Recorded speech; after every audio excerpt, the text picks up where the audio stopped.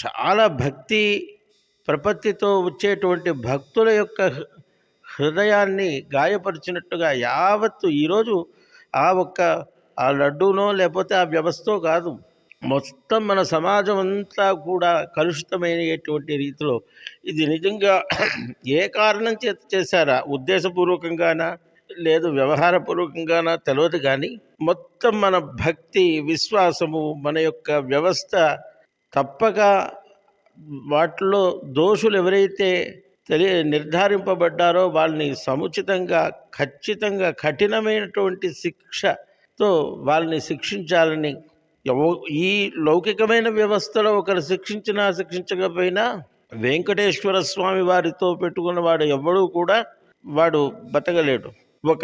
ఈ వీడియోను లైక్ చేయండి, షేర్ చేయండి. మరిన్ని ట్రెండింగ్ వీడియోల కోసం న్యూస్ 18 తెలుగు యూట్యూబ్ ఛానల్ ను సబ్స్క్రైబ్ చేసుకోండి.